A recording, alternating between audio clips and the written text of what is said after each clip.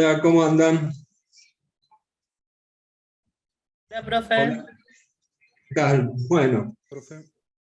Bueno, soy yo el que maneja esto. Tenemos la asistencia de la gente de Guay, así que bueno, les agradezco la presencia. Como le decía recién a la persona de soporte técnico, nuestro especialista, el señor Pablo Navarro, él se encarga de todos estos eventos, así que no estoy administrando yo, estoy por medio de lo que me brinden como asistencia, que están en línea, como verán. El tema es el siguiente. Ustedes, yo pedí que les habiliten para poder hablar y para poder usar el lugar de charla, así que movámonos en la forma habitual. Acá tenemos a la ingeniera Florencia Nardi, en los mismos términos que ustedes. Es en este caso una estudiante de cuarto año. Ingeniera Nardi, tú me corriges. Tal cual. Buenas tardes. Ella nos va a contar un poco cómo es este recorrido que venimos haciendo con las cuestiones de computación cuántica, y si el tiempo nos lo permite, nosotros quisiéramos compartirles algunos videos del profesor de electromagnetismo y estados sólidos 1 y 2.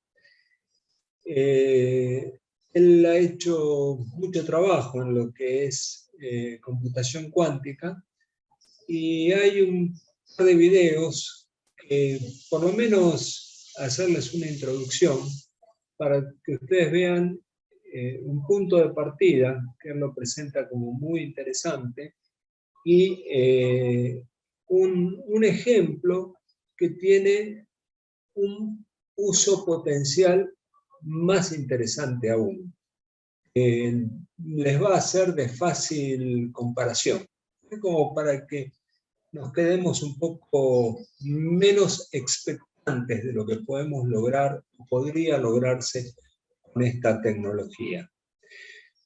Yo le pedí a la señorita Nardi que nos cuente un poco cómo fue que quiso trabajar conmigo, cuáles fueron sus objetivos iniciales, qué pasó a medida que empezamos a recorrer el camino. Lo cierto es que desde mi lado yo puedo decir que ella, cuando se pone en contacto conmigo a raíz de una presentación en una reunión de claustro, ella me hace el planteo que va a presentar ahora, y yo, la verdad es que tenía y tengo el estado de situación que ustedes conocen, que hemos tratado en curso. Entonces yo quisiera que ella, de paso le voy dando letra, les explique las preguntas que hemos ido creando a lo largo de este año y medio, ¿no, Flor? Sí, creo que arrancamos a fin de 2021, una cosa así, ¿verdad? Sí, me parece que sí, más o menos por esa época. Así que es algo más de un año y medio. Donde los periodos de vacaciones se vieron incluso reducidos, los hemos manejado nosotros. No sé qué va a pasar este año, pero le hemos puesto ficha, digamos, hablando en términos sencillos. Ingeniera Lescano, quisiera probar a ver si escucho su voz. Hola, profe. ¿Me escucha? Ah, bien. El resto, ingeniero Balich, ingeniero Facito, ingeniero Bonilla. Ahí, profe, hay algunos que se estaban tratando de sumar, así no sé si ya se pudieron conectar. Perfecto. Sí. Estoy hablando y presentando un poco para ver que el escenario venga amable, digamos, y podamos todos trabajar. ¿Estamos ahí? Sí, sí, acá estamos. ¿Se me escucha bien? Sí, perfecto. A Perfecto. ver, otro de los que están por ahí en línea. Buenas, acá en línea. Ah, ¿qué tal? Qué bueno escucharlo. Muy bien, muy bien. Bueno, eh, esto está mejor de lo que esperaba. Yo voy a apagar la cámara porque estoy recibiendo algunos mensajes de inconvenientes en lo que a mí, a mi sector respecta. Entonces, voy a compartirles algo que nos va a servir para trabajar luego por medio del chat. Denme un segundo. Del ambiente de conversación. Esto es para la segunda instancia.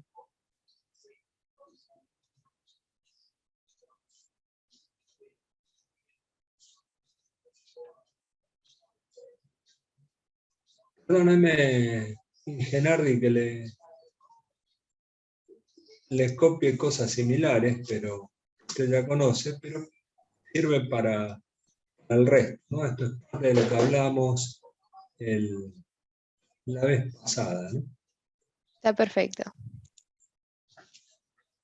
Ingenardi, yo apago la cámara, me gustaría que el resto de la gente te viera, así te conocen, porque siempre está la posibilidad de que entre ustedes se encuentren para dialogar de manera más próxima. Así que es Acá tuya la justo cámara. estoy conectada desde la compu que no tengo la cámara. Después, si no me puedo conectar con el celu también. Ah, bien, perfecto, Inge. Pero por ahí ahora charlamos y se escucha un poquito mejor el audio. Después me conecto del otro lado si quieren, así que no hay problema. Bien, bien, Inge. Em, pero bueno, el proyecto de indagación surgió un poco a partir de un proyecto anterior que yo había tenido, en el cual estaba estudiando un poco cómo se podría implementar la física cuántica en todo el tema de las criptomonedas, que allá por el 2017-2018 estaba full.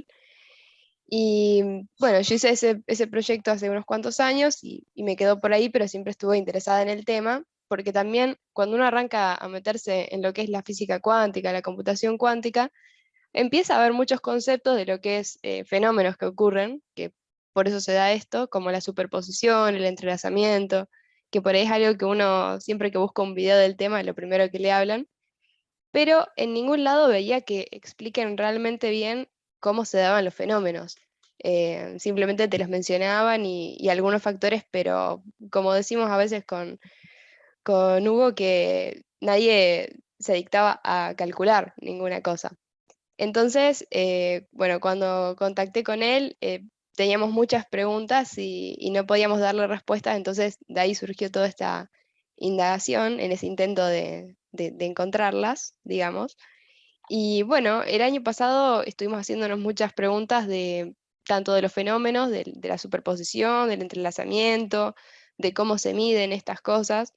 Y este año decidimos abarcar la búsqueda de una de estas respuestas, que es en el fenómeno del túnel cuántico, de cómo se daba y demás, y estuvimos durante varios meses este año, diría, intentando llegar a conclusiones, digamos, no sé si decir exactas, pero que tengan un sentido y que cierren en general.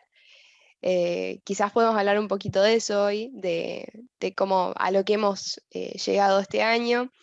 ¿Qué más? También, bueno, hemos trabajado mucho con fuentes de premios Nobel sobre física cuántica, porque más que nada uno puede hablar mucho de computación cuántica y aprender cómo se programa, por ejemplo, los simuladores de IBM y demás, pero eso es una cuestión muy como aprender cualquier lenguaje de programación, digamos. Nosotros queríamos ir más al fenómeno en sí.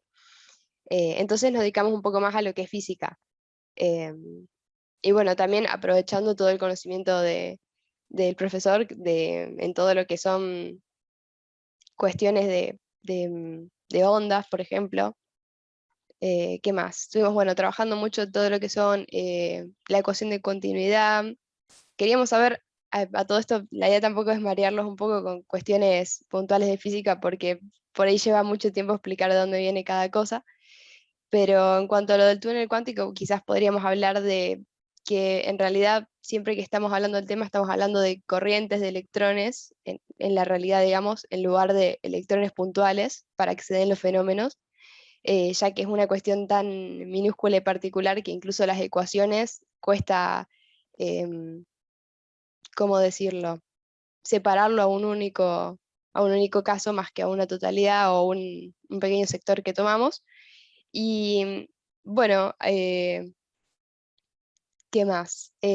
Tendríamos una corriente de electrones, por ejemplo, en el efecto túnel, para empezar y un poquito para atrás, es un efecto en el cual uno podría haber replicado el efecto de un electrón o de un grupo de electrones en otros eh, cuando cambian de estado, y no sabíamos el motivo aparente de que esto se daba. Porque también este es un efecto que cuando uno está trabajando con el simulador de IBM, tenés compuertas y funciones precisas para dar este fenómeno. Entonces, bueno, teniendo esta corriente de electrones que les comentaba, de acuerdo a cómo se dan las situaciones, es como que se llegan a escapar algunos electrones y atraviesan barreras que si fuera una cuestión perfecta no deberían. Y eso es parte del efecto de la cuántica. Entonces genera como una especie de corriente de ruido y, y es un poco así el asunto a dónde se dirige y cómo se hace esta comunicación. Em, bueno, después estuvimos trabajando bastante de cuestiones, como diríamos, del hardware de las computadoras cuánticas, de por qué se eligen algunos materiales y otros no. También haciendo hipótesis de quizás el uso de fibra óptica. Em, También, bueno, estudiando los materiales, estuvimos estudiando cuestiones tanto en el silicio como en el arsenuro de galio, como semiconductores, y viendo cómo el arsenuro de galio presenta cualidades más eficaces para su uso en la cuántica, o en general, pero en la cuántica conviene especialmente eh, tener esos velocidades que permite, por ejemplo. Em, ¿Qué más podríamos mencionar al respecto? ¿Me das un minuto, Inge? Por Así, supuesto. hay un punto clave en todo esto. Ella arrancó a trabajar con el libro de Bonilla, si estoy en lo correcto. No el suyo, Inge Francis Bonilla, sino que es otro Bonilla el autor. De repente le apareció esto del túnel cuántico. Y claro, trascartó la pregunta. Cuando yo lo veo, imaginé todo lo que explicaba recién Florencia, digamos, la posibilidad de que se escapen electrones o ingresen electrones de un sector a otro del circuito físico, y por ende ese escape es pérdida o ingreso de una corriente de ruido, dependiendo del sentido en que se muevan los portadores de carga, ¿no? Los electrones en este caso. Mientras indagábamos, porque esto es lo más valioso que yo le reconozco a la ingeniera Nardi, y es su inquietud y sus ganas de preguntar.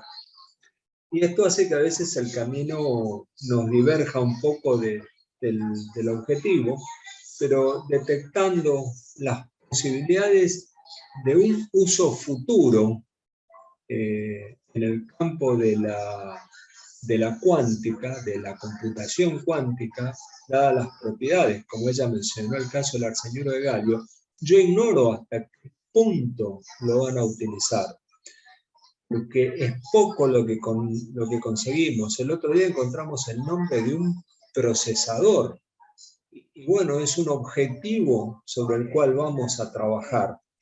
Ahora, si ese procesador está hecho con silicio sobre metal, si está hecho con arsenuro de galio, ¿con qué tecnología interna está hecha?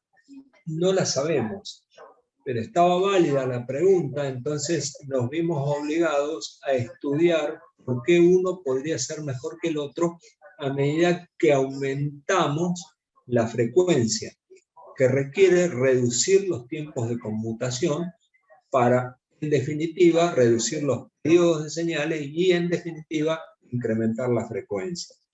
Incrementando la frecuencia, estamos un pasito al lado, lo que es tener mayor cantidad de datos por unidad de segundo, digamos, ¿no? O por intervalo considerado. Así que fue un poco por eso, por lo que la Inge Nardi largamos con ella a hacer este recorrido. Yo, Inge, te molesto con una cosa. ¿Tenés la lista de preguntas con que arrancamos, más las que le hemos agregado ahora? Tengo unas cuantas. Bueno, me gustaría que las compartieras. Despacio, sin apuro. El tiempo que haya, Bárbaro. lo seguimos. Y Inge, si se termina el horario formal acá, saben que tengo un alternativo para conectarlo, así que sin molestar a la gente de soporte técnico. Así que Bárbaro.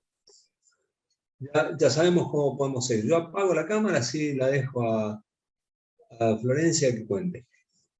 ¿Les parece que vayamos charlándolas o prefieren que también les comparta por chat?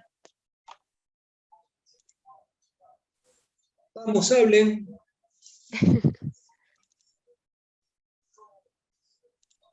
Inge, ¿puedes? ¿Sí? Prefiero prefiero que se vaya comentando capaz. Y si entramos en tema mejor. Bárbaro. Sí, también así quizás surgen algunas consultas y podemos ir un poco también a eso. Bueno, tuvimos algunas preguntas en cuanto, como les comentaba antes, a fenómenos de la cuántica, de la superposición, del entrelazamiento. Algunas hemos podido llegar a respuestas, respuestas que cierran la pregunta en sí, y en otras muchas seguimos en el día a día aún teniendo las pendientes.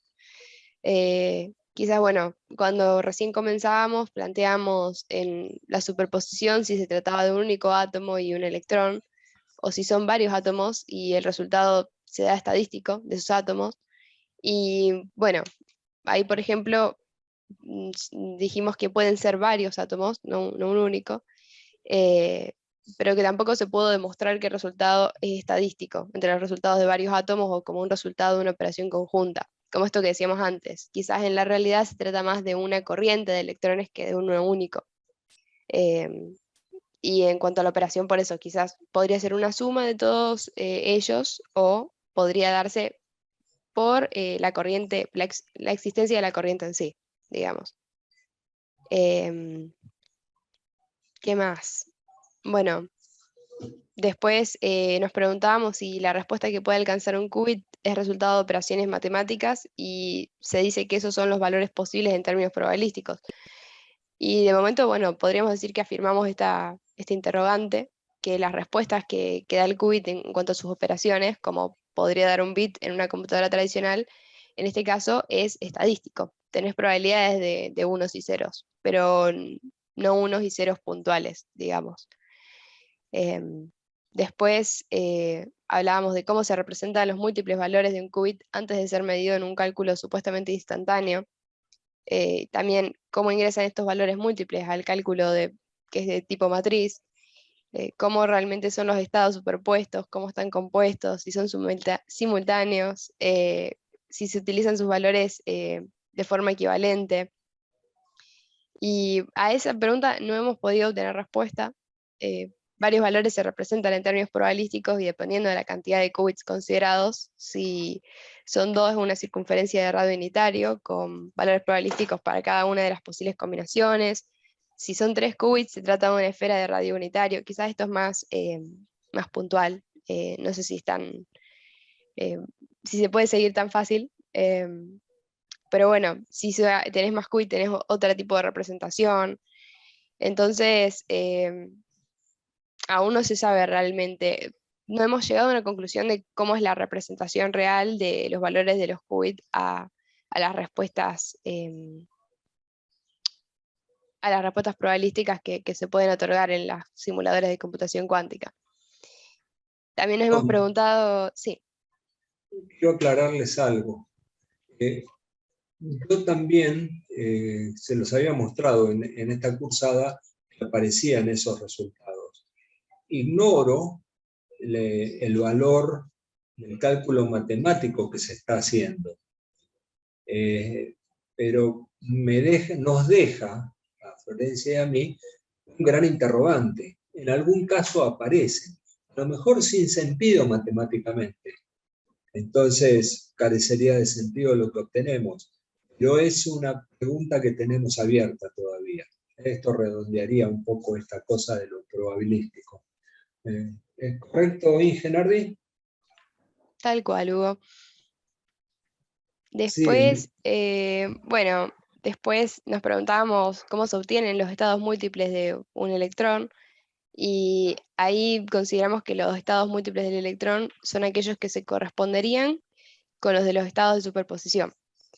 Entonces, bueno, a eso lo podríamos observar en lo que es el círculo unitario de la máquina de estado, que no tengo una imagen lista como para compartir, quizás la hayan visto alguna vez. A ver si lo busco rápidamente. Hay un ejemplo. Pero es Inge, un círculo realmente, sí.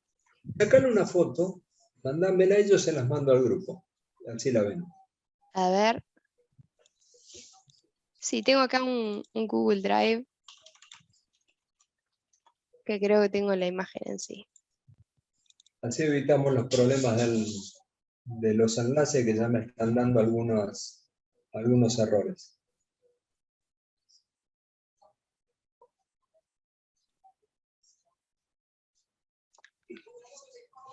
Una cosa, mientras va preparando esto, Florencia, quiero felicitarles a todos, todas, por estar presentes hoy acá. Hoy es el día que se graduó la ingeniera Bayofen. Yo les mandé una imagen a la conversación de WhatsApp que me mandó el decano de la FIUBA. Hoy en día, a diferencia de lo que suele verse en la Universidad de Buenos Aires, uno entra, por lo menos la última vez que entré estaba, hay un pedestal con un busto de la ingeniera Bayofen. Tienen una foto ahí, ella fue docente de la FIUBA. Muy buena la imagen esta. Sí, así como para ver un poquito más Sí, algo cómo se distinto de lo que representan. habitualmente se ve, ¿no? Claro. Cuéntenme si la reciben Balicho, Bonilla, Ufacito, Lescano. Sí, ahí nos llegó. Bueno, en esa imagen podemos ver estados posibles del electrón. Y también la pregunta venía un poco de la mano de qué pasa cuando está entre alguno de estos estados. Sobre todo entre los de 0 y 1, los que son, por ejemplo, -1 dividido la raíz cuadrada de 2, o 1 sobre la raíz cuadrada de 2. ¿Cómo impactaba eso? ¿Cómo se podía medir? Em, y cómo se da realmente cuando se da la medición, que se tome un valor u otro. Claro, porque cuando lo midamos va a ser un bit en 0 o en 1. El 0 establecido por el 0,1 o 1,0, ¿no? Dependiendo de si es un 0 o si es un 1. Y esas son preguntas que tenemos. Claro. Sí, también es parte del estudio en sí del fenómeno entero, de decir cómo se da, y claramente para pasar de un 1 a un 0 algo tiene que suceder. Y eso es un poco lo que seguimos investigando.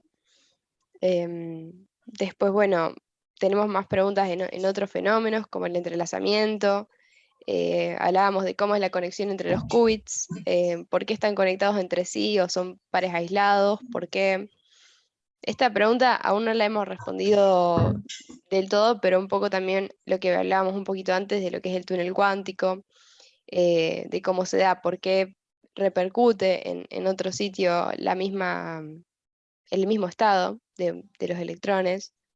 Y también nos seguimos preguntando cómo es que esta repercusión de un estado a otro electrón por el entrelazamiento potencia el poder de la cuántica y la velocidad para obtener resultados, que es algo que se habla mucho cuando se habla de la cuántica, de su velocidad y cómo supera ampliamente a un computador habitual, pero bueno, también hay que estudiar cómo se da esto y en qué uso se puede dar, porque hoy en día todavía sigue siendo computadores muy dedicados al cálculo, digamos.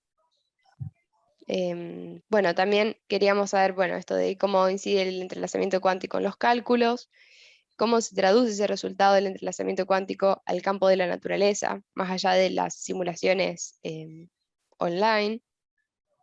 Y bueno, después pasando un poco más a lo que es medición, quizás, teniendo en cuenta la superposición de estados, ¿para qué fines también nos podría resultar útil conocer explícitamente qué sucede antes de realizar una medición? Ya que antes de realizar la medición, supuestamente el qubit se encuentra en ambos estados superpuestos. Y bueno, quizás nosotros planteamos que entender esto, por qué nos resultaría útil, podríamos resolver mucho de lo que es la cuántica en sí.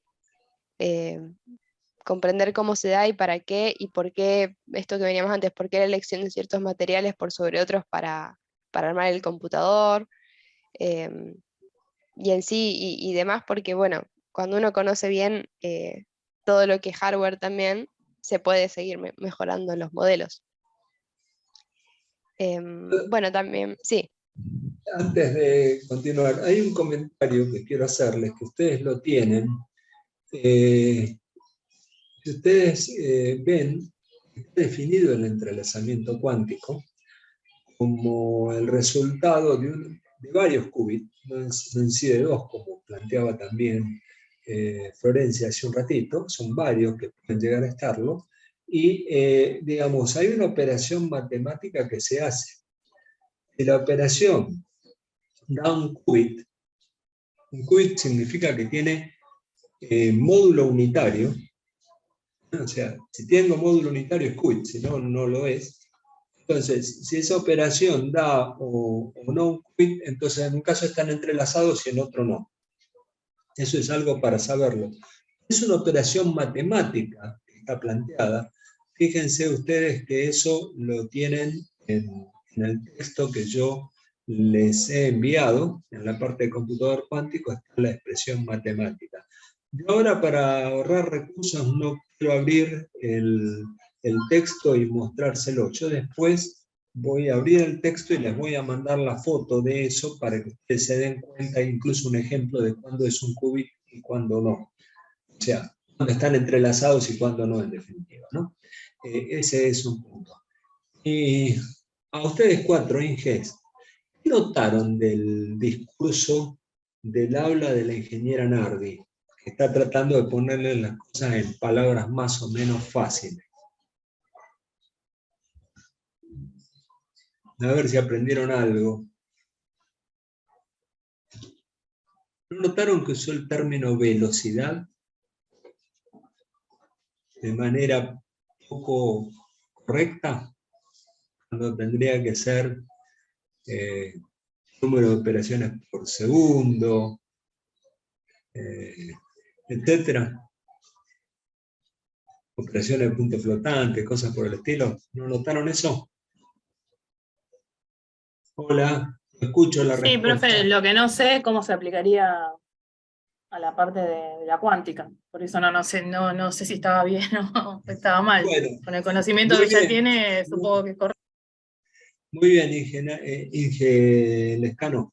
Ese es perfecto. Y sí, obviamente, ella tiene un camino recorrido mucho más largo y extenso que el de ustedes. En realidad, los conceptos son los mismos, porque no deja de ser un computador que está efectuando una cantidad de operaciones del tipo que sean por segundo. Y se espera que ese computador, en virtud de esta característica de la computación cuántica, responda brindándonos más operaciones del tipo que uno estipule, normalmente de punto flotante por segundo. Eso sería un poco lo esperado. Ojo, esa es mi expectativa como persona que conoce algo de computación. A lo mejor cuando recorramos este trayecto con la Ingenardi, nos encontremos con que es incorrecto pensarlo en esos términos. Debemos pensarlos en otros términos. No sé si me siguen en el planteo, ¿no? Hasta el nivel de conocimientos actuales pareciera válido. Fíjense ustedes que estoy hablando en un término potencial. Me pongo para que me vean, para que no digan, no, le da vergüenza decir lo que dice. Y lo digo yo. Los que me conocen, mi matrícula profesional es 3345. Si me equivoco, soy yo el que se está equivocando. Por eso estamos estudiando. Así que gracias, Inge Lescano, por su comentario. Me apago y la dejo a la Inge Nardi que siga adelante. Bueno, Dale, seguimos un par de preguntas más. ¿Qué puede ser? Bueno, también dentro de lo mismo de estudiar cómo se da esto y qué sucede entre los estados y antes de las mediciones, cómo se decanta instantáneamente en un estado u otro, cuánto tiempo insumen estas transiciones, porque siempre hay un costo de tiempo o de energía, o de ambas. También si se puede alcanzar un resultado correcto, ya que estamos hablando siempre de mediciones estadísticas o probabilísticas. Así que también un poco eso. En ese sentido creo que sí hemos concluido en que siempre o de momento, en el computador cuántico se trata de resultados estadísticos probabilísticos y no concretos al 100%. Después, bueno, ¿a qué se refieren en el campo del computador cuántico cuando hablan de sistema? Esa pregunta aún no la hemos respuesto. Después, bueno, dentro del chip del procesador cuántico, cómo funciona puntualmente. Y bueno, ahí estábamos analizando sobre la interacción de una onda del rango de las microondas con una estructura cristalina que quizás nos acercaba un poco más a la comunicación entre los elementos.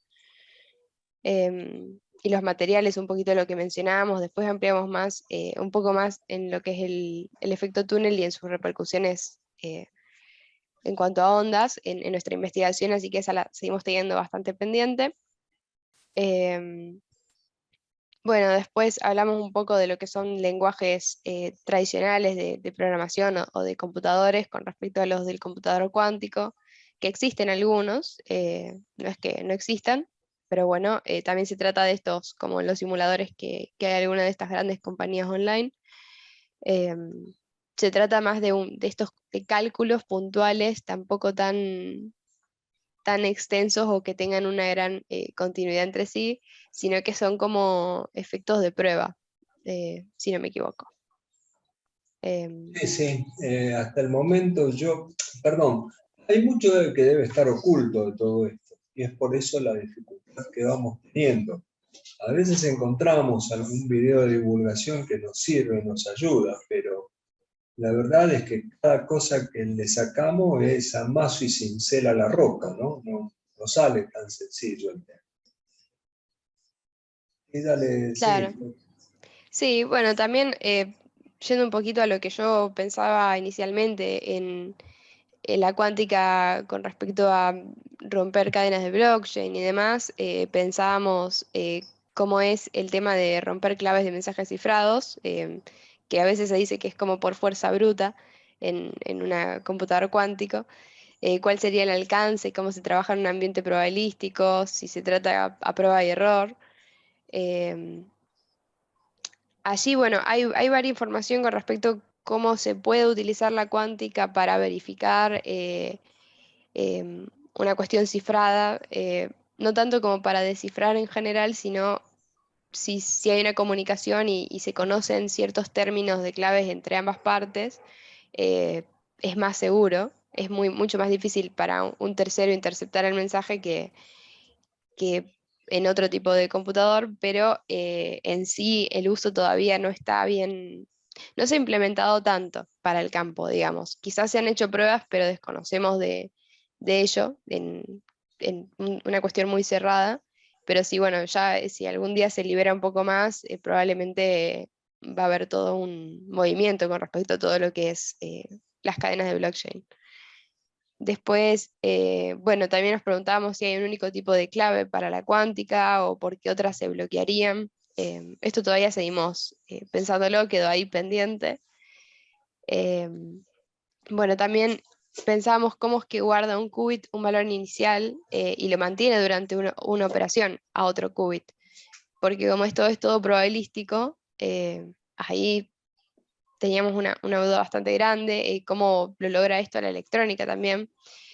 Y bueno, ahí investigamos un poco y el valor inicial se mantendría gracias a la dirección y sentido del giro del electrón, considerando que se trabaja en base a un modelo de átomos, como si fueran fotones, sería el ángulo que forma respecto a una dirección y un sentido de referencia. Según IBM, el qubit siempre indica su operación en cero, y si se decide que incida en uno, se le aplica un inversor. Pero bueno, podría ser un poco por ese lado. También dónde se guardaría esta información sigue siendo bastante un misterio, el tipo de memoria que utilizaría un computador cuántico. Pero bueno, lo tenemos ahí también pendiente. Quizás después las dudas que tuvimos las últimas semanas se tratan más respecto a los fenómenos físicos que estuvimos trabajando. No sé si Hugo tenés alguna más contundente Estoy que tratando de recuerdes. reproducir algo que está ahí en el... Ahí, vamos a ver si me sale, ¿eh? Denme un segundo, si me sale se las mando por chat y la discutimos un poco. Porque esta es otra de las dudas que tengo o tenemos, ¿no?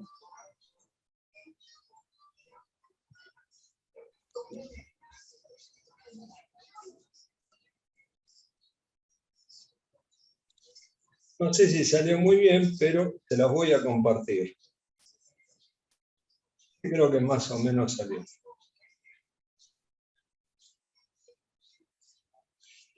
Este ejemplo no es mío, del ingeniero Cingolani. Está en uno de los videos que están disponibles ahí. Ahí se los he enviado.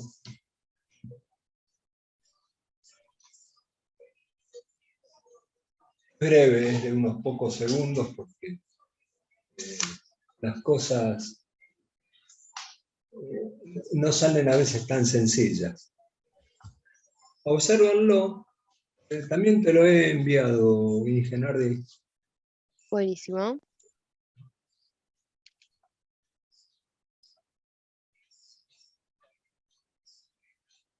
En realidad trato de hacer girar una moneda. El hecho de que esté girando la moneda en ese caso estaría girando. Voy a poner la cámara así pueden entenderme un poco la gesticulación, digamos. Supónganse que la moneda está girando en torno a un eje perpendicular al plano del papel. Con lo cual solamente tendríamos una cuestión de rotación y, digamos, si el eje sobre el cual se manifiesta el spin del electrón fuera un plano que es paralelo al plano del papel, ese spin del electrón estaría tomando cualquier dirección y sentido en ese plano. Ya eso de por sí nos da una infinitud. Entonces, acá vienen varias cosas. ¿Cuál es el tiempo que permanece en un determinado estado el el spin, hacia arriba o hacia abajo. Bueno, en este caso, si está en el plano horizontal, hacia la derecha, hacia la izquierda, hacia allá o hacia acá. El hecho de que esté rotando podría estar en cualquiera de esos planos, y eso sería, perdón, en cualquiera de esas direcciones, y eso habla un poco de la pluralidad de valores que podría estar tomando esto de raíz de 1 sobre raíz de 2 y 1 sobre raíz de 2 y cosas por el estilo. Todo para que sea un qubit y tenga módulo unitario, ¿no? Entonces, lo cierto es que cuando termina, está o cara arriba o cara abajo. O sea, la cara apunta para un lado o para el otro. Y cuando se cae y queda aplastada. Y la cara que uno ve es la que está ahí. Puede ser cara o seca, pero es uno, o para arriba o para abajo. En el otro caso está girando en ese plano, perpendicular a la moneda. Entonces, ¿qué pasa? Eso está girando y cada vez que está girando está haciendo operaciones. Y esos valores de esos qubits significan multiplicidad de valores. Esa parte no, digamos, ignoro cómo es, y creo que Florencia lo mismo. Lo único que finalmente es cara o seca, ¿no? El eje está hacia arriba o está hacia abajo.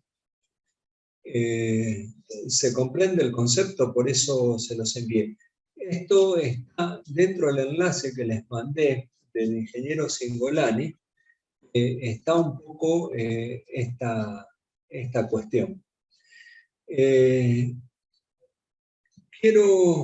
Estoy mirando la hora y se nos va un poco nos está llegando la hora propuesta, tampoco quisiera abusar, si es necesario vamos, pero no quiero abusar. Ahí en el chat me tomé la libertad de colocarles algo que dice que la entropía S es igual a delta Q sobre T. Es el valor de la entropía en términos generales. Lo escribí de manera memorística, pero creo que es correcto. O sea, siempre hay una variación de calor de una fuente caliente a una fría. Eso se produce a una determinada temperatura. Lo cierto es que eso siempre es creciente. Esa definición de entropía yo la he visto en el libro de termodinámica de Sears, y lo que no recuerdo era su valor. También les puse en algún lugar, o pretendí colocarles en algún lugar, y no se lo copié. A ver si se los puedo copiar de nuevo, les pido disculpas. Es que la entropía de una fuente, acá, desde ya, les digo que esto merece más indagaciones. Esto es lo que dice una de las, ahí se los envié por el lugar de charla. Fíjense que dice que la entropía, una fuente de datos, es P por el logaritmo natural de 1 sobre P. 1 sobre P, ¿se acuerdan que era la cantidad de información de un carácter? A la inversa de la probabilidad. Y el logaritmo, dependiendo de qué base, da la unidad de esa cantidad de información. En este caso, es base n. Por lo tanto, la información sería el NAT. De natural, de la E como exponente natural.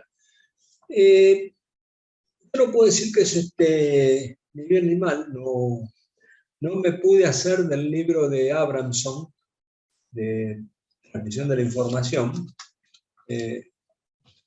para confirmarlo. Más acá o más allá de ello, voy al concepto asociado que le ponía, y esto tiene doble paréntesis e interrogación. Dirían que esa sería la entropía de esa fuente, digamos, una fuente que tiene una cantidad de caracteres. Si uno tuviera que seleccionar qué carácter salió, digamos, lo tendría que comparar con, en forma binaria, ¿no?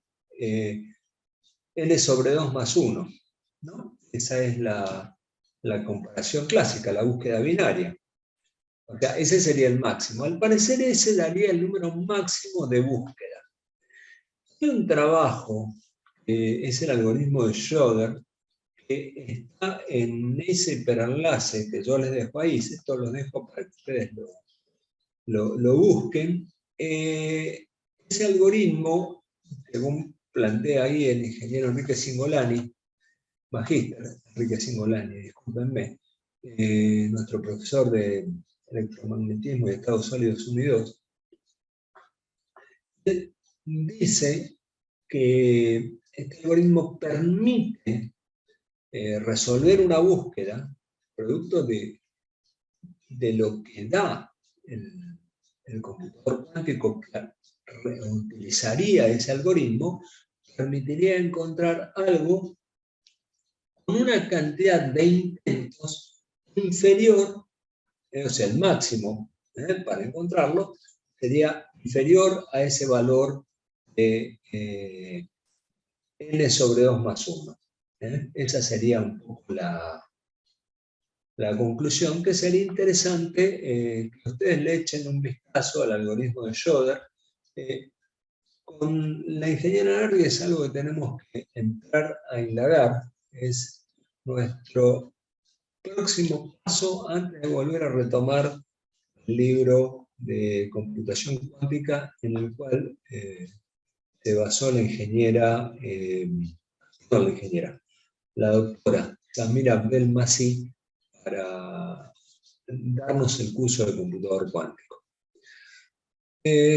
Lo que yo quería aportarles eran estas cuestiones, estas indagaciones, escuchar si tienen algunas dudas y tratar de ver si podemos resolverles alguna de las dudas. Tengo un tema más que me gustaría hablar, que es el tema de ruido, pero antes quisiera que se presente la ingeniera Nardi. A ver si te puedes conectar, Inge. Dale, Hugo, ahora me conecto desde el teléfono. Bien.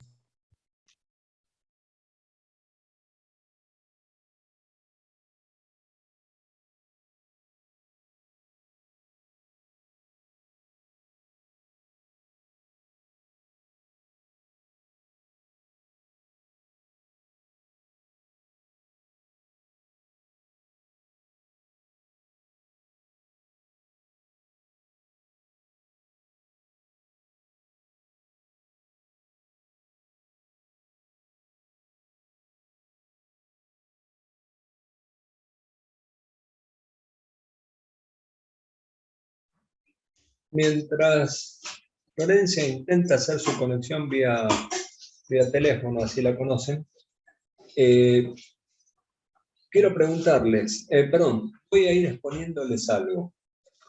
Esto es algo que lo hemos visto y charlado varias veces, solo que en este caso tiene un campo de aplicación muy importante.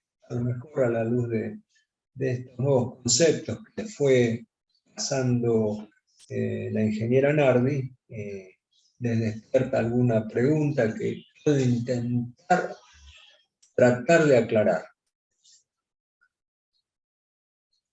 Ustedes vieron que yo les hacía esa pregunta donde les decía, ustedes tienen el escritorio, pasan la mano y ¿qué sienten? Y les decía, bueno, seguramente van a sentir que tienen las micelas coloidales. Me van a decir, pero no pasó a limpiar la gente de Guay. Sí, el personal de Guay limpia todos los turnos que hay clase. Termina un turno, pasan y limpian. Lo que pasa es que las micelas coloidales están en suspensión y se depositan. Por eso nos ensuciamos al pasar la mano por la superficie. No tenemos esa sensación de que hay un polvillo. Si no, esperen váyanse un fin de semana cuando no les molesten a sus parejas o a sus padres o madres y sacudan una toalla un poco y van a ver cómo están en el aire flotando. Eso es lo que se llama movimiento browniano, que es parte del movimiento que hemos estado estudiando con Florencia. Ese movimiento browniano existe. Y les voy copiando las fórmulas que quizás se acuerden, que hacen al ruido. El ruido tiene una expresión que es 4 a la constante de Boltzmann, que es la temperatura en grados Kelvin, por el ancho de banda, medio en Hertz,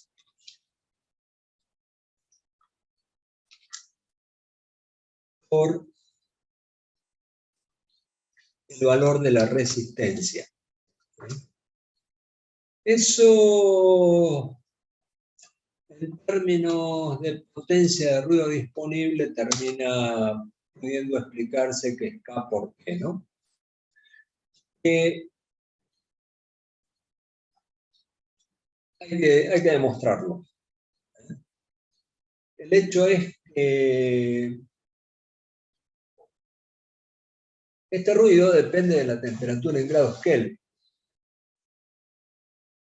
Esto justifica un poco el por qué la temperatura en grados Kelvin, donde se encuentra el computador cuántico, es de 0,2 Kelvin, o sea, 200 milikelvin. Se los escribo acá para que lo... 200 milikelvin. Fíjense que esto es K mayúscula, la otra es K minúscula, que es la constante de Boltzmann. Se los escribo acá. K igual grado Kelvin. K minúscula igual constante de Boltzmann. Escribiendo sin anteojos para salir bien en la filmación, pero sí, lo escribí bien. Bueno, entonces, al ser, si yo tengo K por T, al ser T muy bajita, muy próxima a 0 grado Kelvin, dice que el ruido prácticamente es mínimo. A ver, esta es otra de las cosas que tenemos que tratar de encontrar con Flor. Si en algún punto, hay que ver cuánto es el valor de la corriente. Ustedes se acuerdan, el calor... Un segundo que me están tocando el timbre. Un segundo. ¿Hola? Sí, ya bajó. Ya bajó.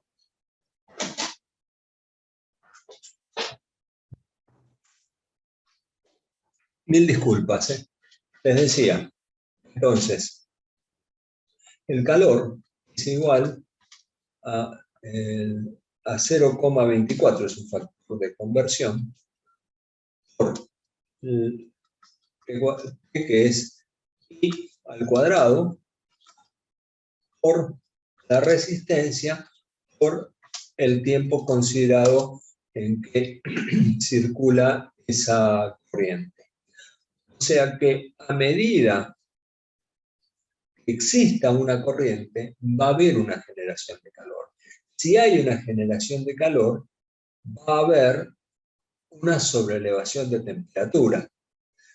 Entonces, esa sobreelevación de temperatura va a hacer que el K por T sea mayor en el lugar que se sobreelevó la temperatura.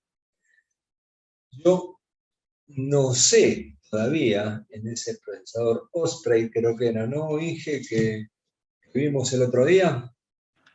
Creo que sí se llama así. A ver si lo encuentro y se los paso a los chicos. Disculpen, pero la cantidad de charlas que tenemos con la ingeniera son bastante largas y buscar algo acá a veces se hace un poco complicado. Sí, Osprey era. Bueno, ahí se los mandé, Inges. si les interesa indagar. Entonces, obviamente, al tener baja temperatura en proximidad, si se produce una sobreelevación, voy a hacer fluir calor de la fuente caliente a la fuente fría y, por lo tanto, la temperatura tenderá a descender. Pero bueno, eso generará una menor cantidad de ruido. El ruido lo que puede hacer es que cambie el estado del spin del electrón. Y bueno, creo que es por ese tema, según hemos logrado indagar con Florencia, el motivo por el cual se trabaja en tan baja temperatura. Yo quedo a la espera si tienen alguna pregunta, no sé si esto les habrá resultado de interés o no. Y bueno, Flor, presentate, completá con algún punto que te quede y si no, lo dejamos en libertad. Y ponles en el chat, pon tu correo, así ellos pueden hablar contigo si tienen preguntas. Seguramente es más probable que quieran hablar contigo a que quieran hablar conmigo. Bueno, ahí la tienen a la Ingenardi. ¿Qué tal? No soy yo el que se apaga, así que no molestamos. Pasales tu cuenta de Les correo. escribo. ¿La cuenta de la UAI o alguna de mis cuentas personales prefieren? Con la que te sientas cómoda. Bueno, la veo más seguido. Bien. Eh, Quizás por ahí si a alguno le quedó alguna duda de algo de lo que estuvimos charlando o alguna otra consulta que se haya planteado antes de la charla y le haya surgido ahora de vuelta.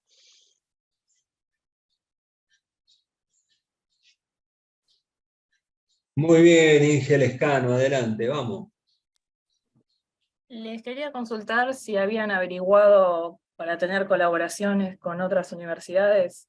Entiendo que es un campo que es relativamente nuevo y quizás se pueda obtener mayor colaboración e información con otros organismos. No sé si averiguaron o si son medio reticentes a compartir la información. ¿Puedo responder yo, Inge Nardi? Adelante. La respuesta es no, y el responsable soy yo. No porque no quiera compartir información, sino porque me da vergüenza lo poco que sé. Sí, también quizás la única comunicación que hemos tenido es de papers de otras universidades y de otras partes del mundo también, que hemos estado trabajando sobre ellos, pero no haciendo una devolución o contactándonos con los autores, digamos. Sí, en lo personal, mi contacto más directo es con el profesor Singolani, a quien suelo consultar, o a la ingeniera, perdón, a la ingeniera, a la doctora Samira Abdel Masih. Pero siempre, en general, son respuestas que van a la parte de la programación, las que vamos teniendo. Máxime cuando hemos encontrado con Florencia algún pasaje de una conversación donde un docente muy encumbrado en este tema le dice cállese y calcule a la persona que preguntaba, ¿no? Ustedes saben que hay mucha soberbia en la técnica y todo esto. Y si nos vienen a preguntar, nosotros les vamos a decir lo que sabemos, lo que tenemos, lo que hemos hecho, pero no es mucho lo que tengamos para decir hasta ahora, porque son fragmentos. Y Preguntas tenemos muchas. claro, esa es la verdad. Lo siento, Inge Lescano, porque no tener una mejor respuesta, pero la verdad es que son preguntas. No, profe, está perfecto. Yo más que nada para saber si habían estado en contacto con otras personas que quizás ya hayan recorrido cierto camino que ustedes están recorriendo y les puedan dar una mano. Siempre me parece que dentro del ámbito de la ciencia conseguir ayuda de personas que ya recorrieron lo que uno quiere empezar a investigar, me parece que allana mucho el camino. Era más que nada por eso la pregunta, y si a ustedes les da vergüenza, a nosotros más. Imaginen que nosotros sabemos muchísimo menos que ustedes, así que no tiene que dar vergüenza la pregunta, al contrario, siempre es bueno el conocimiento, y si alguien les hace pasar vergüenza, me parece que es perdón la respuesta, pero es un idiota. Así que, para nada. Es muy probable que te encuentres con que vea todo esto. Alguna vez me pasó cuando quise escribir mi primer documento, donde yo me había matado en hacer un modelo de aproximación de carga capacitiva para estudiar la transición de un estado 0 a 1 de un circuito integrado. Estaba haciendo una simulación matemática para ver, me pedían, no había un grupo de investigación en FIUBA sobre lo que era diseño de alta escala de integración. Sabíamos que había todo un tema donde la curva tenía como un quiebre. Fíjense, ¿se acuerdan que yo les hablaba de las transiciones, de tener varios circuitos en cascada, ¿no? Para compensar el tema del tiempo de crecimiento de la señal versus cantidad de corriente. Y que la cantidad de corriente tenía que ver con el área de silicio que uno iba usando. Y lo mandé a Brasil, lo mandé escrito en inglés, escrito en portugués, y me dijeron vaya a estudiar. Como que esto era ofender al que había escrito todo. Pero yo ni había dado con ese documento, a mí me habían planteado el problema, me dijeron necesitamos escribir algo para que se haga el grupo.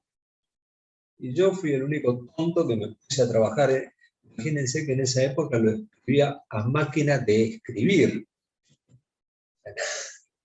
Lo escribí en portugués, el portugués lo traduje en inglés.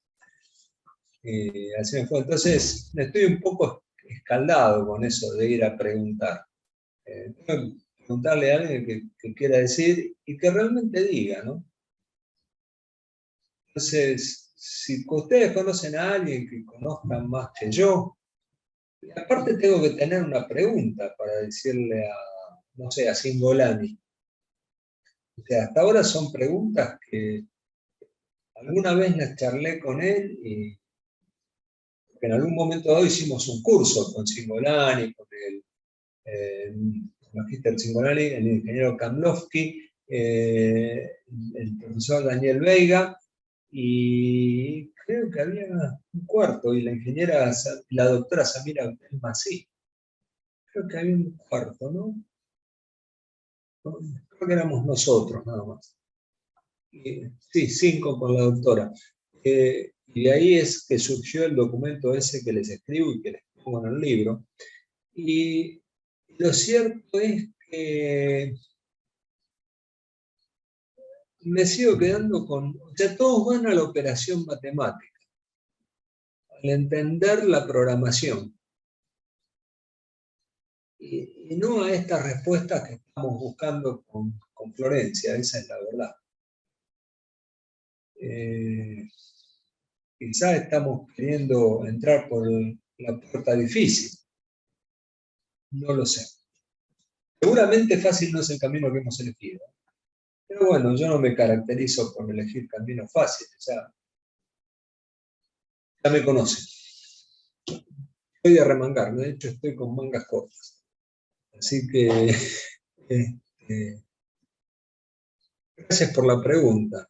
Quizás si se te cruza alguien, Flor, me dices y yo voy y pongo la cara. Que se te cruce o a alguno de ustedes se les cruce a alguien, díganme, yo voy y pregunto. Lo que pasa es que el que está en las matemáticas, cuando yo le hago una pregunta que tiene que ver con la computación cuántica, No es que yo sea con la física cuántica, que ojo, yo no soy un experto en física cuántica. Las materias de física cuántica fueron de la época que yo me quedé libre. Hay materias que las he cursado 3 años o más veces, hasta que rendí el final. A la ingeniera Nardi yo la debo tener saturada de hablarle del doctor Kurlat, que fue la vez que aprobé, nos daba unas clases los sábados. A ver, para que ustedes entiendan de qué estamos hablando cuando hablamos de física cuántica. El doctor Kurlat, que fue mi profesor y gracias a los esfuerzos de él, pude llegar a estar hoy acá. Porque sin los esfuerzos de ese docente, fueron varios, ¿no? No fue el único. Sin los esfuerzos del doctor Kurlat, que nos venía los sábados a darnos una clase especial para que entendiéramos la física cuántica y pudiéramos aprobar el examen de la materia. No es mentira cuando yo les digo que estudiábamos 2 meses para rendir una materia. En 2 meses dedicados a estudiar una materia para rendirla.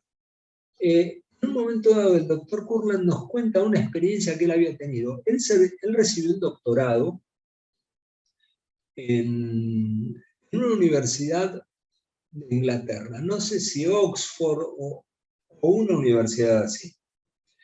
Y él me dice, nos dieron el libro tal para estudiar. En el curso había gente de India, yo de Argentina, otros de acá, otros de allá, dice, ninguno de nosotros pudo pasar de la página número 8. No sé si me comprenden el concepto. Hay cosas tan poco aclaradas. O sea, no es que haya magia en todo esto. El tema es que pasar de este punto, de este concepto, de esta ecuación, a esta otra, a lo mejor requiere 30 hojas de fórmulas. Y no las podés desarrollar para hilvanar los conceptos y llegar a decir, ah, esto es así. ¿Se entiende, Inge? ¿Alguna pregunta, Inge Lescano? Que siempre es tan amable. Si nos tira alguna. No, profe, por ahora no. Me parece que la verdad es súper interesante lo que están analizando.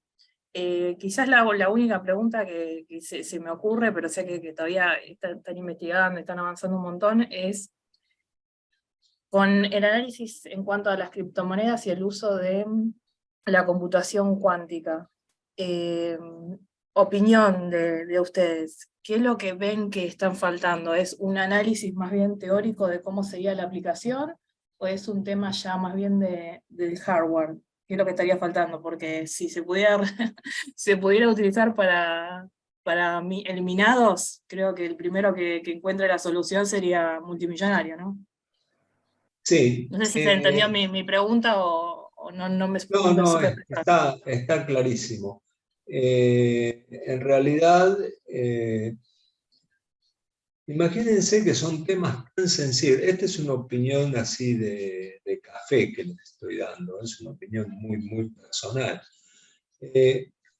Si el tema fuera que encontraron la solución, estaría tan reservado porque implicaría podría hacer que una nación, la más pobre del mundo, con eso en la mano, se transformara en la nación más rica del mundo y podría ocasionar unos desequilibrios económicos muy grandes. O sea, a lo mejor este tipo de computadores se están utilizando para darle sustento a estas cuestiones y, de hecho, a lo mejor incrementar la matriz de codificación, de encriptación en un grado muy elevado, al punto tal de que a menos que tengas otro computador de mucho mayor porte lo puedas romper, ¿no? Romper por fuerza bruta, digo, ¿no? Esa es te vuelvo a decir, es una opinión de café. Lo cierto es que ignoramos cómo está hecho eso. De hecho, fue creo que medio la pregunta original tuya, Flor, ¿no? Sí, yo un poquito quizás tengo para acotar cuando estaba investigando. Yo quería saber qué sucedería si se utilizase una computadora cuántica. Y hice un par de entrevistas también en el tema, no en expertos en cuántica, pero sí en blockchain. Y varios comentaban que el hecho de que si se tuviese una computadora cuántica disponible para minar criptomonedas o para desencriptar cuestiones en general, sería tan grande la diferencia que se rompería con todo el esquema de criptomonedas. También la cuestión es que para tener una computadora cuántica necesitas, bueno, primero que son muy, muy caras de fabricar y no están liberadas a la compra a cualquier compañía o individuo que tenga el dinero para comprarlas. Eh, Están concentradas, creo que son 5 grandes empresas. Está la de Google, de IBM, de Wave. em, y no creo que lo hayan, o quizás para hacer alguna prueba sí, pero que no lo hayan utilizado puntualmente para ese tema, porque saben también las implicaciones económicas que tiene hoy en día. Pero si fuera accesible para todo el mundo, tendrían que cambiar un poco el esquema. El Quizás tema es una... que, el tema es que Sí, podrías romper con la gobernanza de la blockchain, independientemente de cuál sea, y pasarías de estar descentralizado a estar centralizado en un solo computador con toda la potencia que tenga ese computador. Entonces es como que se rompería hasta el concepto que se tiene claro, de lo que es la criptomoneda en general. Rompes sí. hasta con su significado. Claro, sí, quizás tendrían que reevaluar hacer hash cuánticos Claro. o alguna cuestión así como para seguir implementándolo, creo yo. Bueno, esto más o menos ha sido todo. Si no hay ninguna otra pregunta, estaríamos terminando acá. Eh, Siempre estamos a disposición para tratar de aclarar lo que nos quede en nuestro humilde conocimiento por hacer. Pero bueno, ya algunas cosas por ahí aclaramos, algunas decimos más. Es lo que tenemos a hoy, esa es la verdad. Sí, es el día a día, a ver las nuevas preguntas que nos van surgiendo y seguir investigando, indagando. Muy bien, Inge, muy bien. Porque no tenemos todavía eh, cómo contrastar una teoría con un resultado empírico hoy por hoy. Hoy todavía no lo tenemos, o por lo menos yo no lo tengo. Bueno, Inges, gracias por todo. Les deseo éxitos, que tengan una buena semana y gracias por haber estado acá. A Flor, ustedes. Muchas gracias. Y gracias a ustedes, a Flor también, súper clarísimo, interesante, se nota que les apasiona el tema, así que la verdad fue muy agradable escucharlos y gracias también por hacerse el tiempo para Sí, sí, explicarnos, totalmente. aunque sea un poquitito, la verdad nos encantó. Sí, Mil estoy gracias, de totalmente verdad. de acuerdo. Mil gracias. Bueno, gracias a ustedes también por sumarse. bueno, vayan a descansar que los debemos haber agotado un poco. Profe, lo podemos molestar un momentito, pero por un tema de la materia, no de la física. Yo Perfecto, para dale, liberar dale, y a vos Flor, quedate en sí. línea, Flor, que siempre te interesa. Dale, Dale. dale, Inge Lescano, dime. Profe, dos preguntas, Sí, el tema de la cursada.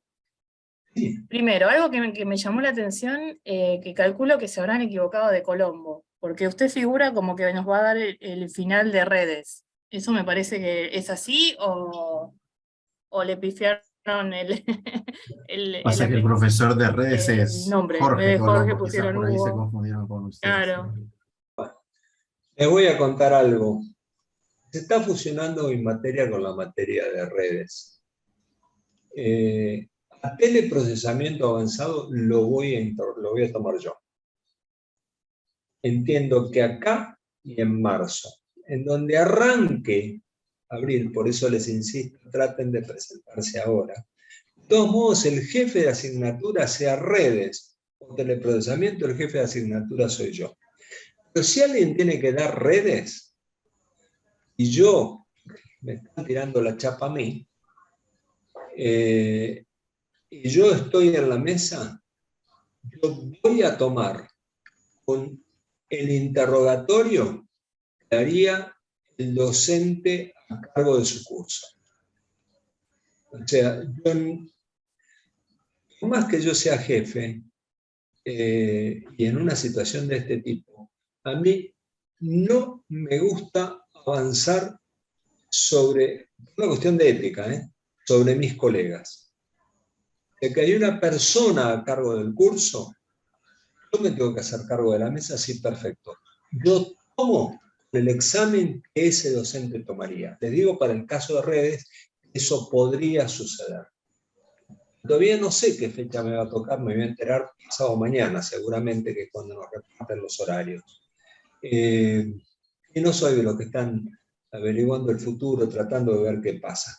Yo solamente seguro voy a tomar en teleprocesamiento avanzado. Y si aparezco en redes, y el docente de redes es Jorge, voy a llamar a mi hermano y decir, dame el temario que vas a tomar. Si el docente es Marcelo Semería, que es mi jefe, por otro lado, a nivel estructural, organizativo, le voy a decir, jefe, ¿qué tomarías acá? Y tomo ese examen. Los conceptos que esta persona, cada persona haya utilizado. Así que quédense tranquilos en ese sentido. Perfecto, profe. No, más que nada porque nos sorprendió y nosotros ya veníamos pensando el final en base a las condiciones que nos fue planteando el otro profesor. Entonces cuando lo vimos a usted dije, la verdad, lo primero que pensé es que como los dos tienen el mismo apellido, digo, bueno, capaz que cargaron un Colombo por otro Colombo. Pero no, era para preguntarle ese y para que estuviera al tanto también si no lo tenía presente. Lo voy a indagar. No está en mí avasallar sobre otro docente en las asignaturas que yo tenga a mi cargo. O sea, También, si alguien cursó conmigo, perdón, yo hace tiempo que no doy teleprocesamiento, sistema de hardware. En alguna oportunidad estaba dando el profesor Calderón Rodríguez. No fueron finales, fueron parciales. Me dice, mirá, me llaman de urgencia, no puedo estar presente en clase, hay que tomar este parcial. Le dije, decime cuál es el parcial, yo lo tomo. ¿Cuáles son tus condiciones de evaluación? Yo evalúo conforme a eso. Ese soy yo. Y después otra consulta más, porque con los chicos ahí estuvimos charlando para dividirnos el tema de la fecha, de no caer todos juntos, y ahí creo que más o menos lo pudimos hacer. Ahí chicos, corríjanme, pero creo que habíamos quedado como 4 en una fecha y 4 en otra, era bastante repartido. Lo que le queríamos preguntar, profe, es, obviamente nosotros organizamos entre los que venimos de la misma cursada. Obviamente si pueden caer de otras cursadas si anteriores. Si me caen de otras cursadas es algo que yo no manejo ni ustedes manejan. No se hagan problema. La idea es repartir entre los que podemos repartir. Nosotros en ese caso, bueno, ya no nos repartimos, cosa de que sea lo más, la cantidad más balanceada posible, digámoslo así. Perfecto. Lo que le queríamos consultar es porque para nosotros no es lo mismo, obviamente, preparar un final escrito que un final oral. Uno cuando prepara un final oral practica un poco más. Entonces queríamos saber si... Si son pocos, sí. Por ahí les tomo oral. Siempre termino con alguna pregunta oral. O sea, pero supónganse que es escrito. Agarro el parcial y empiezo el examen, empiezo a corregir. Y de repente pregunto algo. O sea, que haya un tramito escrito, un tramo de interrogación, así persona a persona, consideren que va a existir. Si viniera una sola persona, haría un examen oral. 2 personas hago un examen oral. Pero más no, más ya no. Entonces, si fuésemos más o menos 4 o 5, sería seguramente una parte escrita y el resto... Sí, si tengo alguna duda voy oral. Lo que sí, ustedes compiten contra el promedio de su nota. Así que yo espero que ustedes vengan a defender esa nota.